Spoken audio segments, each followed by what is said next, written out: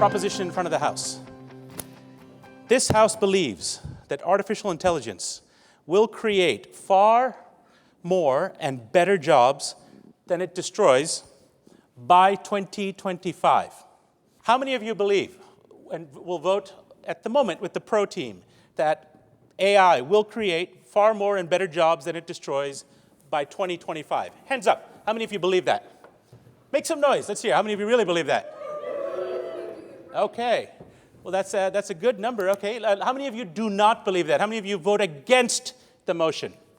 Well, that is a strong, I'm going to call it as 75-25. That's what I see in favor of the motion. And let's see what happens at the end of this debate. So this is a conference on AI.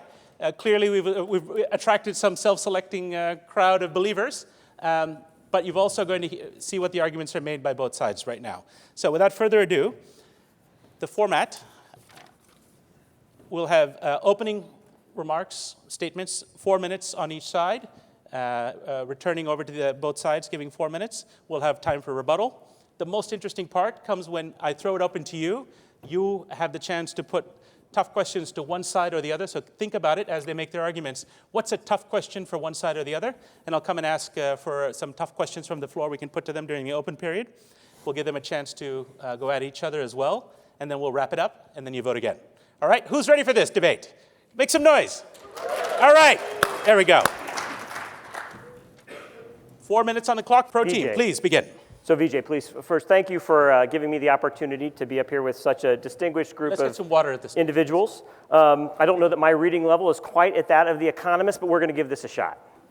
Look, it's no secret. We're in a new industrial revolution. Computers are increasingly performing more of the tasks that were once done by humans, and this is increasingly aided by artificial intelligence.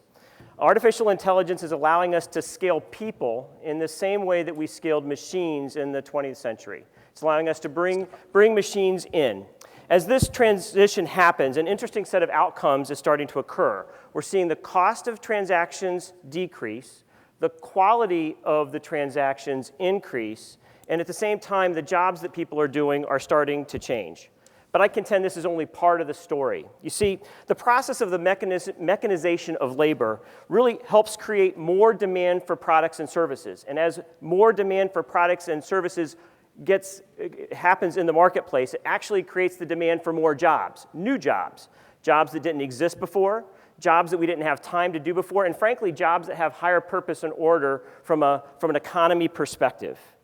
So when you look at this, recent research published by Gartner states that by 2020, AI will automate 1.8 million people out of work. But it will also create 2.3 million new jobs. AI will drive a net gain of 500,000 jobs in the marketplace. And history supports this. When you look at the introduction of the automobile, you saw jobs such as blacksmiths start to decrease and factory workers increase. We have far more types of transportation today than we did in the older society when it was before automobiles. ATMs are another great example where ATMs reduce the cost of transactions for banks. This allowed banks to in turn open more branches and not get rid of tellers, but hire more tellers that were actually selling new services that the banks weren't able to provide before. At the same time, when you look at it, we see it in the software space all the time. Salesforce is a great example for this. Salesforce has embedded artificial intelligence inside their software that creates and finds high-quality leads that goes to our sales teams. Those sales teams then spend more time at the customer site selling and less time hunting for the deal. Artificial intelligence in this space did not decrease the need for salespeople, it increased sales instead. So as you can see, history supports the fact that artificial intelligence and technology as it advances is actually creating new jobs, higher order jobs. The idea that artificial intelligence will eliminate jobs is driven by the inability of those like our colleagues across the stage to creatively envision the art of what's possible in an AI-enabled world. According to the World Bank, 15% of the world's population still doesn't have power. According to the World Health Organization, you still have 400 million people around the world that don't have access to essential medical care and 844 million people who don't have clean drinking water in their homes. AI will be a major factor in helping us close these gaps. AI is allowing us to interrogate data from satellite images, sensors, machines, from papers, from documents faster and cheaper than it ever could have happened before. And AI is really augmenting humans by giving them faster access to the information they need to solve these problems. AI is not eliminating jobs. It's augmenting how we as humans work to solve the world's biggest problems. Very good. Give him a round of applause. Very well. Cogent argument, finished on time, and clearly making the case that AI increases jobs, increases demand rather than decreases. And he managed to get in a nice dig at the other side for lack of imagination. Now let's see if that's true. Now that you've been goaded on, let's give a round of applause for our first con debater. Let's see what they can come up with. 4 minutes. So thank you for having us. First of all, I wanted to say that in a recent prediction of 350 AI experts, a New York Times bestseller would be written by an AI by the year 2049. So I'm already looking for my next job.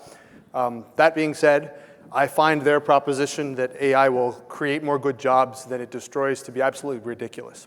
Gartner predictions aside, which are not academically supported in any way, in sector after sector after sector, wherever you look, what you see happening is AI starting to or creating the pieces that will replace parts or all of jobs across lots of different areas of the economy. So first, let's start with something very simple. We'll start with lawyers. So if you look at the legal profession, the profession has essentially been flat in terms of employment, salaries, and profits for the last 5 or 6 years. In fact, if you dig under the covers, what you'll see is AI is starting to replace a lot of things that junior lawyers used to do, meaning things like discovery, review of documents.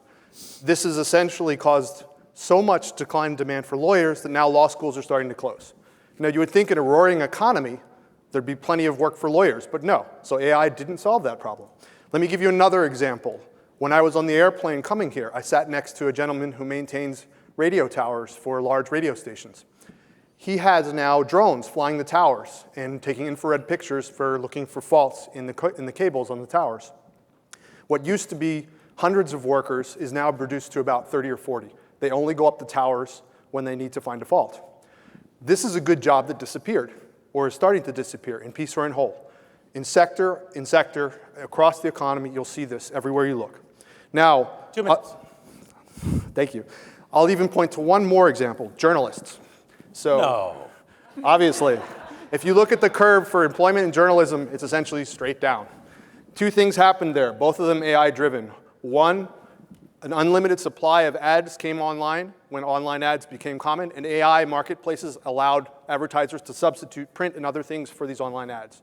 Now, we're starting to see AIs, like at the Washington Post, actually replace journalists by writing the articles themselves. The Washington Post published roughly 800 articles in the last year that were almost entirely written by AI. So when we peel back the covers on all of these things, we have to wonder, what are the statistics about some of this, and why aren't we seeing this in the economy? Unemployment is incredibly low, right? Well, yes, it is. And labor force participation is also incredibly low. In fact, it's near historic lows. What that means is fewer and fewer people who have the ability to work are actually working. And the implications of this are that AI has essentially chased them out of the workforce. Outside of the US, the problem is even starker. In places like Bangladesh, for example, where roughly 82% of the country's exports are garment and textiles, now AI is starting to replace entire factories with automated machines to take care of this problem. So no matter where you look, no matter where you're thinking about, AI is actually replacing more good jobs than it creates. Now, over the long term, over 50, 100 years, maybe what the other side is saying is true. In the next 7 years, absolutely not. 30 seconds. 30 seconds. So I'll give a couple more examples of places that we could think about. Starbucks. There is actually a cafe in San Francisco which makes very good coffee. There is nobody working there at all. Nobody. Starbucks employees may seem like they don't have great jobs, but they actually do. They have health insurance. They have free college education. It's a ladder up in the world. More and more of these jobs are also vulnerable, where people have things that we don't consider to be good jobs, but are actually fairly good jobs, and they're all going away in the next 7 to 10 years. All right. Very good. Round of applause. Thank you. You both made me worry about my future and also crave Starbucks. So I don't know how you did that at once. I may not be able to afford it in future, but a case well made. And again, in the spirit of high-minded Oxbridge debate, the language that was used was ridiculous, I think is the word that they used to describe our side's arguments. The mantle is upon your shoulders. Let's see what you can do. 4 minutes. All right, thank you so much. Nice try, Alex, but it won't cut it. So I like to remind the House of a very important fact. We're talking about 7 years. We're not talking about the gloom doomsday future that Alex is describing. We're talking about the next 7 years. Trump era US, we won't get anything done the next 7 years, so I don't think we have to worry about jobs not being around in 7 years anymore. That's for starters. You can already tell we have a clear divide here. Jim is the brain and I'm the muscle. This is why I'm coming second. So a couple of things. If we look at the next 7 years, I predict that we will see a boom in related fields. Research and development is already underway in the field of AI. We see companies employing people. We will see more companies employing people. We see that happening in our STEM education. We will continue to see that happening. 7 years is just not enough of a time frame to see a meaningful impact on our labor force when it comes to AI. AI needs to be implemented. Implementation of AI requires jobs. It requires change in automation. It requires work with robotics. These robotics need to be built, tested, implemented. We're talking large-scale systems.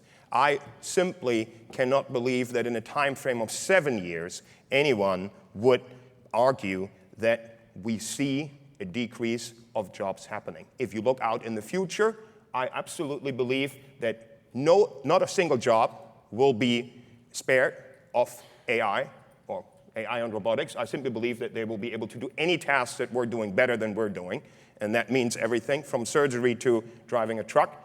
Overcoming that is a completely different challenge. So at some point, there may be a moment in time when we, maybe use an old Ernest Shackleton quote when he says, "Better a live donkey than a dead lion," because we will have to face what happens if we continue exploring AI, but not in the next 7 years. The next 7 years will be all about R&D, building these technologies. 2 minutes. It will all be about replacing jobs and freeing up capacity in areas, to be quite frank, where people don't want to work today. Think about people that work in coal mines. Think about people that work in labor markets that are simply not safe, nuclear inspectors. Think about sweatshops.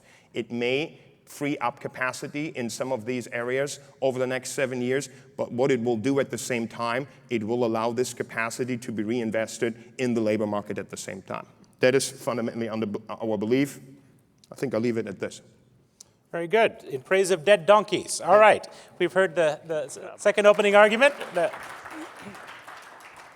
What say you to the donkey argument? I thank Bastian for starting to make our argument. So you kind of said that jobs are going to be destroyed by AI. So that's exactly what we're going to argue. And I'll also congratulate Jim for being on the right track, but not getting the data and the evidence exactly right. So I'm an academic, and I like general principles. I want to understand what exactly is going on in the phenomenon that we're trying to understand. And what is happening here is AI is a labor-saving technology. The point is to replace human workers with machines, machines that can make better predictions and can start to make decisions that the humans used to make. That's the first order of first principle that we have to agree on. The second kind of secondary effects, indirect effects of AI that our opponents started to argue for, things like productivity will grow up, there will be economic growth, there's going to be kind of multiplication and ramification effects in the economy that's going to lift all boats, and we'll hire tons more employees in lots of different businesses. Well, that's an empirical question. Both of those effects are probably operating, but to what degree? Which one is larger? Okay, how do we solve that? Let's look at examples. Let's look at evidence. The evidence from automation, according to a very recent study by David Order out of MIT, shows that automation overall, or over a longer period of time, reduced the hours worked. It increased the wage bill because more skilled people were employed in manufacturing, but jobs were lost. Manufacturing jobs declined, and labor's share of total income has been declining as a consequence as well. Similar story from industrial robots, Daron Acemoglu's study, actually a couple of studies looking at what does specifically adoption of one industrial robot, what's the implication for employment? 2 minutes. 5 or 6 employees are let go if you adopt one industrial robot.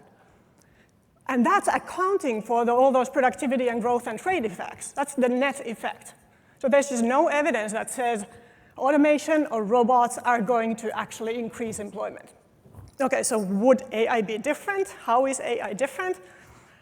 There will have to be a very specific story about how AI is going to play out differently than previous 50 years of technological and economic history. So that's for you guys to make that case. I don't think it's different. I think it's operating on higher and higher levels of skill. So we're going to get rid of jobs that are more kind of highly cognitive, and they're service jobs, they're office jobs, they're not manufacturing jobs necessarily, or both kinds of jobs are vulnerable. So people are arguing that AI and humans are complements. And there's another kind of historical story about that.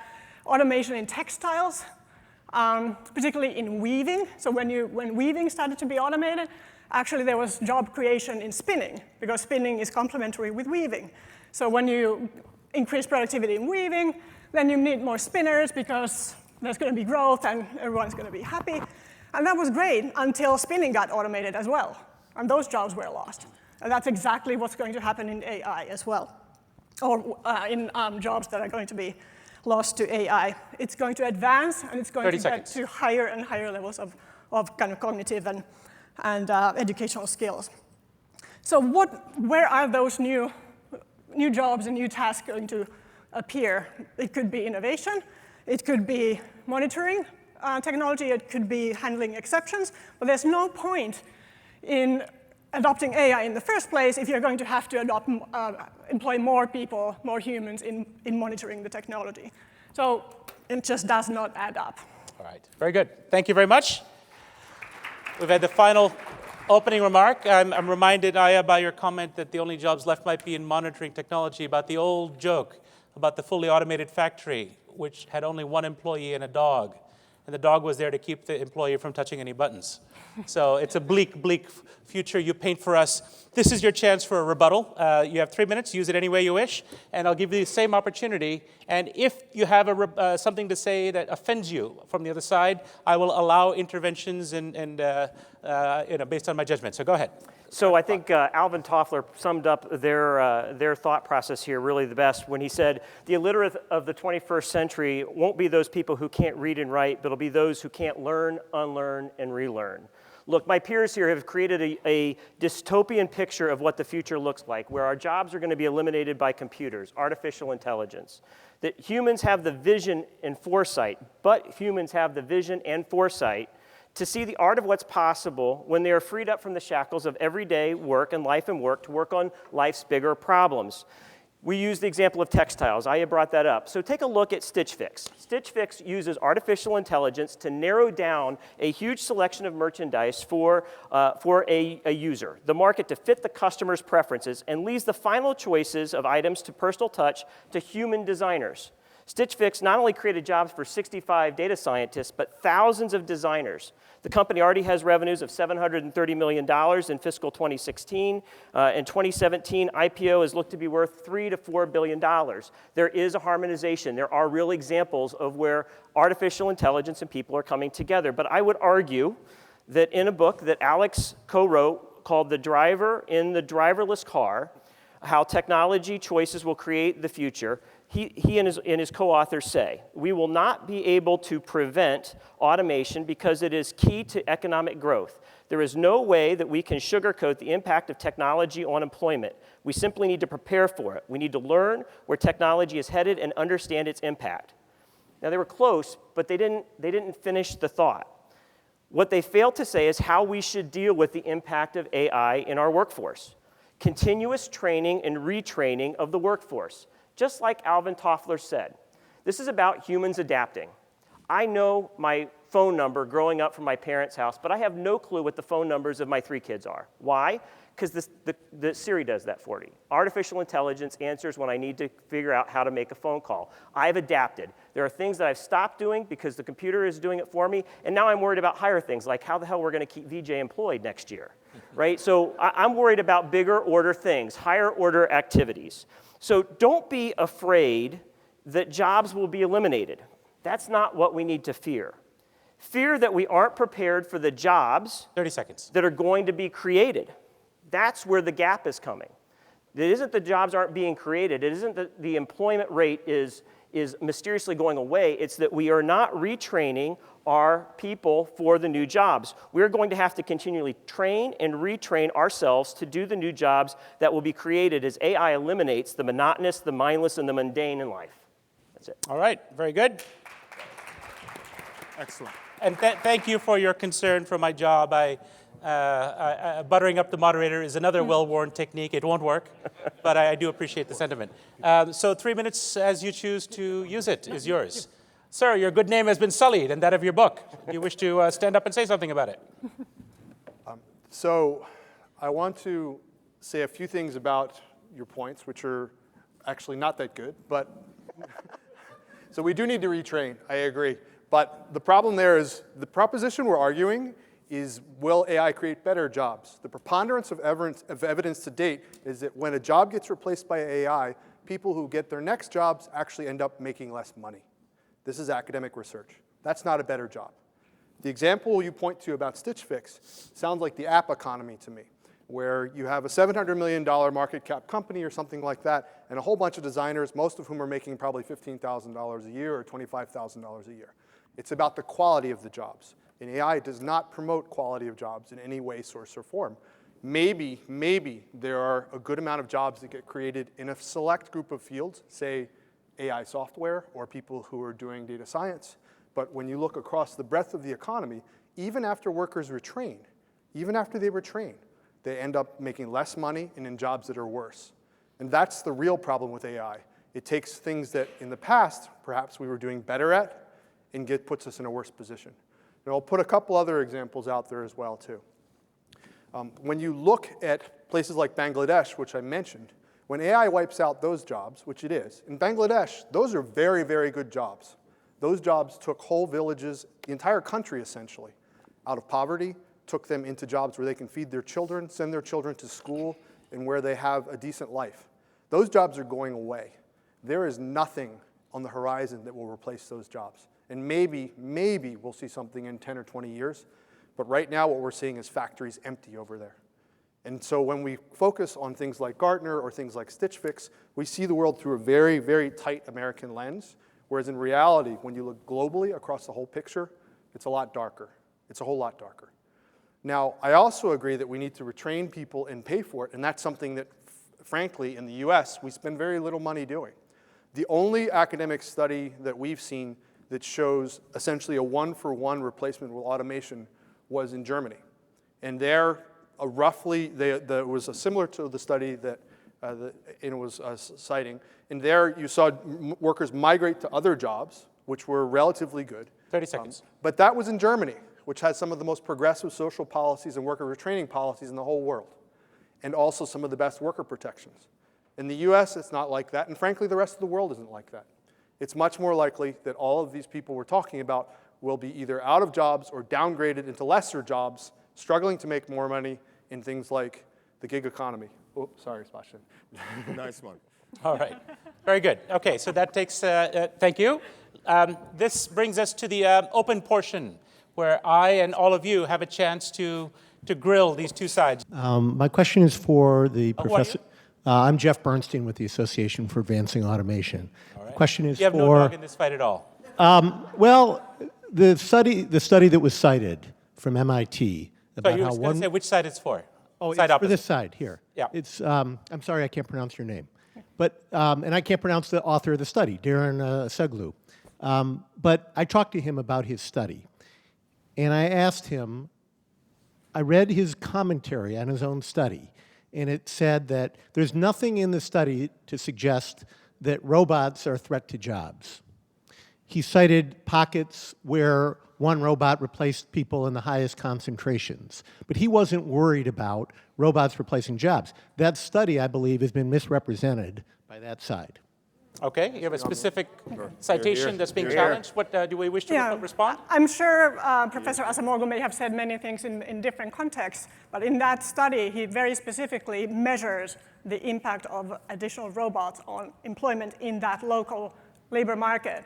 And he also has a nice quote, which I don't remember by heart, but the point is these retraining policies that Alex started to talk about, education, retraining, social policies are going to be key to labor market adjustment to automation. And he says it's going to be more likely than not be a painful and lengthy process. And so those are also words of Daron Acemoglu. And it's really the 5 to 6 employees that I mentioned is really a statistical result. So Esther Dyson from this morning. Can I ask also, what you're targeting? Yes, to Alex. Okay. Aren't you destroying your own argument? Because if people believe what you say, they will start to do the right thing and train people more effectively and also pay them more for jobs that provide long-term values such as caregiving and teaching and so forth that only humans can do? This is America. That'll never happen. Please step up. In short, Step up to the podium, please. Sure. In a wonderful, perfect world, yes, that would happen. And maybe if we have a universal basic income or we start to value people's time better, but I don't see that happening in the next 7 years, and frankly, maybe never, because there's a whole bunch of other structures in our society that tend to devalue work, like care for elders and childcare and things like that. Over time, though, I do think that people will have to learn to retrain, because if they don't, we start to see things happen like we're seeing with the opioid crisis, which in fact is actually, has been, Alan Kruger, the Princeton economist, has said that that may be 1/5 of what's causing the drop in workforce participation. And frankly, that's a sign of despair. That's not a sign of optimism in an economy. That is But you can't blame robots for that. not directly, because most the of opioid manufacturers automate their factories, then it's concentrated in red states, which are Rust Belt states. I'm going to give the pro team a chance to have a rebuttal. Yeah, and thanks. Just to yield to Alex's comment, I think Alex is taking a very dystopian view to society. I really do believe in society. And just one great example is an organization in the U.S. called Europe that focuses on youth between the ages of 19 and 25 that have been underserved, that didn't have the opportunity to go to college, that are destined to a minimum wage job, and huge amounts of money in over 20 cities in the US are going to these students to retrain them with the skills to be computer programmers, to fix computers, to drive automation. And so I take a more positive view here. I really believe that mankind is going to do the right thing, and I think the retraining piece is at the heart of how you fix the problem. But just to come back, because using the chairman's prerogative, the US doesn't have a really good recent history. For example, with globalization, NAFTA, trade adjustment, there was a lot of promises made, but a lot of communities were not provided with adequate assistance. At least you would concede that point, sure. I would concede that point, but I also think we can't rely on governments to solve all problems. I think that companies like my own are going to have to step up to help solve it. Okay, very good. Your name and which side you're targeting your question. That's kind of the direction of my question. Lin Yang from Adobe. Welcome. That's kind of the direction of my question is, do we need a national strategy on AI, which was the discussion topic earlier? This is for the pro side. Mm-hmm. And given the environment today, would that happen in 2025? Okay. And if not, can private sector create the skill that we need to make this adjustment? A specific question for you. Yes, look, I think if we're talking about AI, it's a little bit my problem that I have here with the con side, and I have some of that in my remarks towards the end. I think most of the examples that we hear here for the next 7 years is automation and things that would happen anywhere. We're not talking about artificial intelligence. We're talking about someone being a bit better at a fabric, at a conveyor belt, things get faster. That's a problem we already have today. Artificial intelligence is what we're talking about, and I agree. We need an umbrella, and I think we should regulate it. Government and private companies should work together to regulate it, because I believe that there are real threats for society in the field of AI. We will not discover them in the next 7 years, but we can lay a foundation now that whatever we do on a research level, if that is programs like OpenAI that already exists, if that is working with the government as Google does, I think these are the things that we have to do today. So Can I jump in on that point really quick? Real quick, we have a couple of people For me, waiting. the most telling statement here is one of Google's top priorities is creating AIs that can write AI so they don't have to employ humans to write AI. I don't think that's necessarily true. It's totally true. They're spending millions and millions of dollars on hiring as many people. So two things to that, Alex. You're a lot more intelligent than I am. We're talking about the next 7 years. I like to remind the House the next 7 years. Maybe in 100 years, AI rides AI, and I believe in that as well. But what I take issue with is that we're still looking at that world from a perspective of like, it's game over for everybody. I think it will help us do more remarkable things with that AI. That's my personal view. It still doesn't mean it has to be regulated. Okay. We're not saying Let's we're not leave it saying there. it's Let's game leave it over. there, There's gentlemen. still plenty of jobs for Let's everybody. go to the Just not good questioner from the jobs. floor. Yes, sir. Please identify yourself. What's your question? I'm Pedro Domingos from the University of Washington. I have a question for the con side. One of the main arguments that you made is that, okay, unemployment is at historic lows right now, but labor participation is also at historic lows. In fact, this was the case until not long ago, but this is now outdated. Participation rate has started to go up sharply, and it will reach, very slowly. and it will reach, if you extrapolate, it will reach historic lows before very long.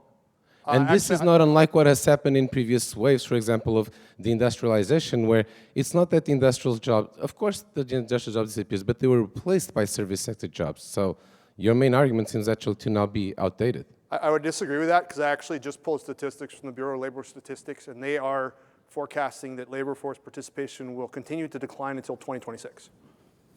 I can show you the URL. So it's gone up. Is that right? There's a little bubble, but now it's going down. All right. Based on? Well, we can't answer the statistical question at the moment, but this is obviously an important point. You made it on stage. It's a question of, are people declining to participate, not finding jobs, not satisfied with the quality of the jobs that they get, and therefore leaving the economy? That's clearly a phenomena. Which way it'll go is a subject of debate. We won't answer at the moment, but people can have their opinions on the floor. Yes, let's have a question. Please, sir, introduce yourself. Wahid Zaman, WNA Consulting. I've had the pleasure to work for Hershey, Chiquita, and the Procter & Gamble company over my life before I retired. You have a question for us? Yeah, and because the question I want to ask is, Fortune 500 companies, of which I was part of them, have reduced employment universally. The best companies around in terms of headcount, and even if you go ahead and look at their extended networks, are reduced. So my question to the positive team is, with all the pressures on Wall Street, on margin and EPS, what evidence do they have to show that given the opportunity for cost reduction and labor reduction, that the trend for reduced employment, which is clear in the statistics in the Fortune 500, I'm just using that as an example, is going to turn around? Okay, the question is clear. What's your answer? So I think you have to look at the jobs that got created around those industries. Google didn't exist. Didn't exist 20 years ago. You start to look at all of the technology jobs that get created around the work that's happening that is helping drive productivity in those companies.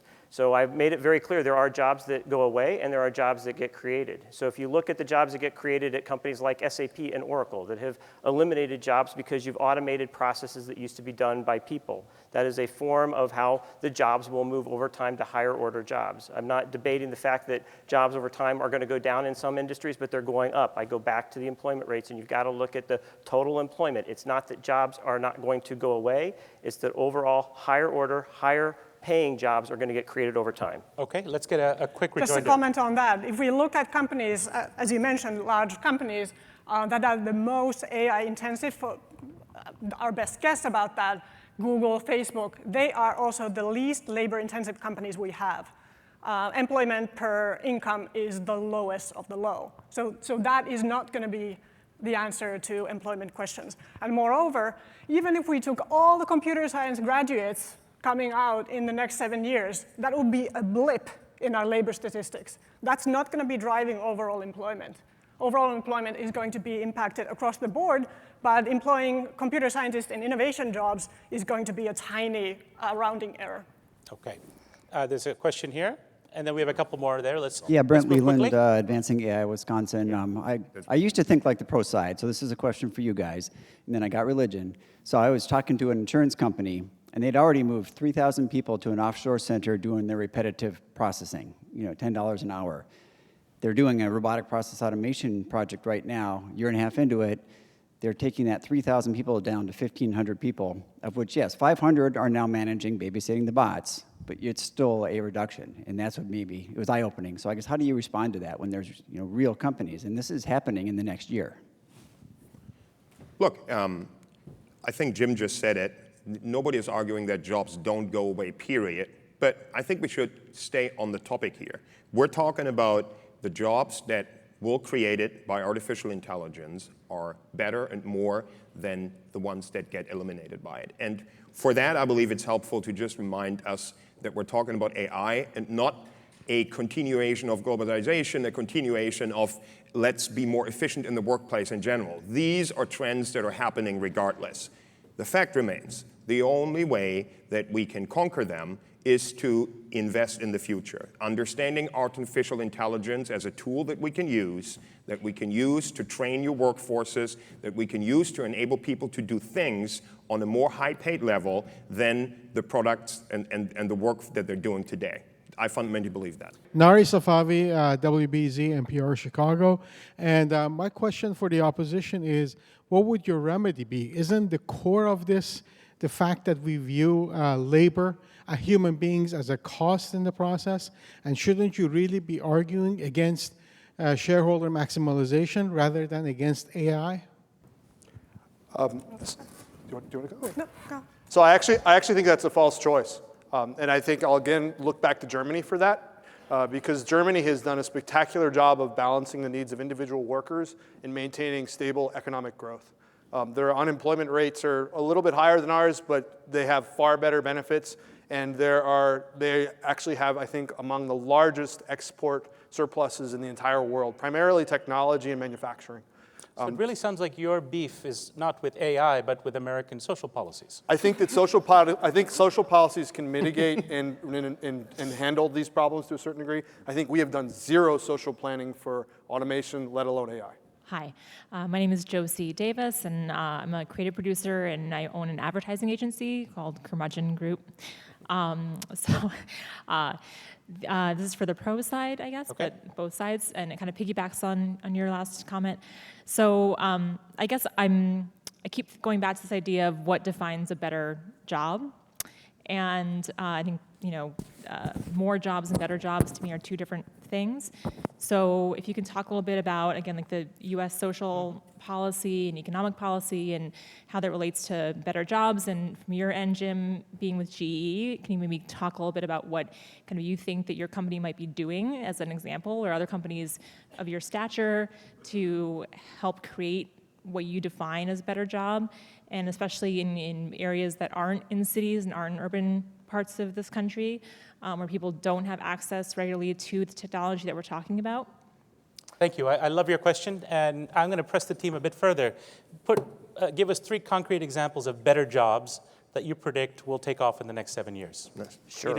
As a part of answering her question. First one, I'm going to build off the drone example. The drone example creates a better job because I no longer have to have people that are scaling on the side of towers at power plants to look for cracks. That's a safer job because it gets them off, and in turn, but the they're data. unemployed, Hold on. That data coming off of the drone is now brought back into our engineering team and has created a whole new set of engineers who are able to pull that data to create new designs for newer power plants to prevent the cracks in the future. So it both eliminated a job that was unsafe, but it created a new engineering job that didn't exist before because the data was never there for the engineer to be able to base off. That's one. Okay. Second one is the guy in a nuclear power plant who has to dive in the water to look for cracks. There's another example of a job that we're actually replacing with artificial intelligence. We're taking data that is coming out of the nuclear power plant to be able to look for the anomalies, to be able to find things like that so somebody doesn't actually have to get into the water where the fuel rods are in a power plant. That's actually a job that goes away from a safety perspective. And then there are jobs that are mundane and repetitive. And if you look at our call centers, for example, we brought up the example that call center numbers are reducing. I think there's a great example today from Sprint. It was in the Wall Street Journal where Sprint has put artificial intelligence in place along with their call center, not to replace the call center analysts, but to start taking the data that is coming in from the call, listening to the end user's words, and pulling up all of the data, all of the information about the customer, and all of the solutions to the problem that the customer is bringing in. That creates a better job because they're more informed, they're spending less time looking for the data and more time helping the user. Great. Thank you, and thank you for answering directly. I will now move to the next portion of our proceedings, which is the closing remarks. And so, as is custom, the side in favor of the motion goes first. You have 2 minutes to use as you please. Thank you. And thanks for listening. Look, it's very easy. What we don't know scares us. It has been like that from the dawn of time. Saw a documentary recently, I think it was early 1980s, where office workers debated the arrival of the computer in their workspace. And they looked at the keyboards and they looked at all the crazy looking machines, and there was just a large amount of fear in that room. Now, has the computer brought a shift of jobs in society? Of course. A lot of these jobs also were under terrible conditions. You sat in a room and you just mentioned it, Jim, very monotone task for often hours at a time, horrible, or at least not very desirable circumstances. Now, to the 25% that we had earlier that lean towards the side of being conservative here, think about that for a second. And then think about the time frame. It may be that we have not presented all the arguments that make you believe that AI is not a threat to jobs. But I think we outlined clearly that over the next 7 years, this country, actually countries all around the world, there's an arms race to understand AI, to employ AI, to deploy AI, will investigate in the field of AI. And I believe that as a result of that, directly over the next 7 years, we will see more employment, better jobs in the field of AI and related field than we will see a reduction of jobs. It is a fact that we already can't hire talented workers in Silicon Valley and many parts of the world fast enough. So that investment in education, primarily driven now by the private side, will continue, and it will create more jobs than it destroys in the next 7 years. Very good. Round of applause, closing up their arguments on the pro side. You have your 2 minutes. Thank you. So I would start by acknowledging that education and retraining is just going to be key to mitigating the adjustment of the labor market to the impact of AI. But it's going to be really difficult to see, as Jim pointed out, that there's this guy who is climbing the towers, inspecting them for cracks. Train that person to become the AI innovator coming up with incredible AI tools. That's just not going to happen. That person is going to need to be trained for something completely different in order to prevent them from falling into unemployment, potentially long-term unemployment. So who are going to be those AI innovators? I already mentioned, and you actually said, that we have pretty harsh constraints on employing qualified technologists, people who will develop these tools. And that's the same story all across.